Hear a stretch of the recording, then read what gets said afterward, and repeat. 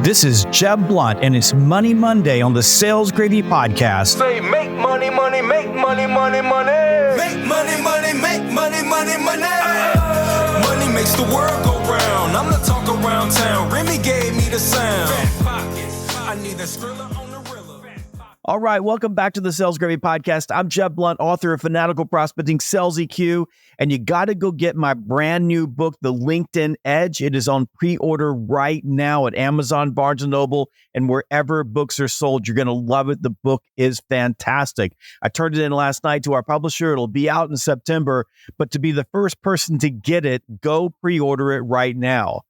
This is Money Monday, where we get fired up, focused, and ready to crush our goals. Because let's face it, how you start your week is how you finish your week. And this week, we're facing the challenge of decision deferment objections. If you're running into stakeholders who are telling you that they want to hold off a bit, or they need a little bit more time, or they want to wait until the economy settles down, we're going to dive into why this is happening, and more importantly, how you can handle decision deferment objections with confidence and skill and still close the deal.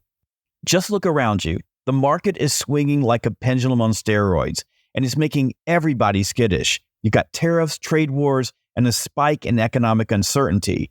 Buyers read the Wall Street Journal or check their news feeds or look at their investment accounts, and the headlines scream turmoil. So they panic, and they defer decisions, walk away from deals, or play a wait-and-see game. These decision deferment objections are a natural consequence of fear. People want to avoid making the wrong move, and it's easier to hit the pause button than to commit to something that they're not 100% sure about. But it's a brick wall that will shut down your deal. So how do you avoid letting hesitation, stalling, and decision deferment kill your deals during market uncertainty? Well, it all starts with a fundamental truth. To succeed in this environment, you must sell better, because when people are fearful, indecisive, or uncertain, how you sell matters far more than what you sell. In uncertain and volatile times, mistakes come with severe penalties. A stakeholder who chooses the wrong vendor, invests in the wrong technology, or commits resources too soon might put their entire business or career at risk. So they freeze, they put it off, they say, we'll need a little bit more time to think about it, or we'll need to run the numbers again, or let me go talk to my boss. So the question everybody's asking is, how do we help them navigate this fear and move forward? But the kicker is shallow discovery and skipping steps in the sales process typically lead directly to massive pushback at the close during uncertain times. If you haven't taken time to uncover their real fears and address them and methodically advance your deal through the sales process, you'll hit a wall of decision deferment objections at maximum force. Look, I know that if you are a regular listener to this podcast, or you read or listen to my books, that I can sound like a broken record. But I also know that repetition is the mother of skill. The basic steps to closing in an uncertain market are fundamental. Execute your sales process flawlessly. Consistently ask for micro commitments to advance a sale. Present a compelling, airtight business case for change. Ask your stakeholders to make a decision confidently and without hesitation, and handle objections with empathy. These are the basics, the essentials, the fundamentals that will help you sell more in any market. Now, sadly, a lot of sales reps treat closing as a magic moment, like flicking a switch. But in reality, closing is a series of micro commitments that happen throughout the sales process. Each time you get a commitment to a next step, your buyer leans in a little bit more, and you're setting the stage for a final yes at the close. Now, when times are normal, a halfway decent rep can skip some of these steps and still get a deal across the finish line. But in a crisis or an uncertain market like we're experiencing right now, that sloppy approach will fail. In this environment, you must consistently advance your sale by getting those micro commitments, because if you let the ball drop even once, you're giving your stakeholder an opening to stall or back out with objections like, we're going to hold off for a while, or we're going to stick with what we're doing right now until the economy gets better. The truth is, if you're getting hammered at the close with these type of objections, it usually means that you made mistakes earlier in the process, or you didn't get those micro commitments. So instead of obsessing over how to wordsmith your objection rebuttals, you might need to re-examine how you qualified and sold from the get-go. Tough objections at the 11th hour when you're trying to close the deal are typically a symptom of an earlier problem, not the root cause itself.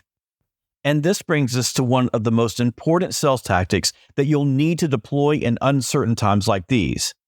It is absolutely critical that you get buyer worries, fears, and potential objections out in the open and on the table as soon as possible. And this means that you need to do deeper discovery and have the courage to ask tough questions like, what are you afraid of? Or how do you see the current market volatility impacting your decisions? Or what's your biggest concern that would hold you back from moving forward? Or if you don't address this problem soon, what do you think might happen? It takes confidence to get your stakeholders talking openly about their fears and concerns. And yes, you'll risk hearing truths that might scare you or them. But the alternative is to bury your head in the sand and get blindsided at the last minute when they say, you know what, we're going to wait until next quarter. Asking hard questions like these are where many salespeople hesitate because these type of direct questions can feel confrontational, and they worry that the prospect may shut them down or that they'll push their prospect away. So they back off, tiptoe around the real issues, and avoid pressing them on timelines and next steps. And that might keep the conversation calm, but it sets them up for a big heartbreak later.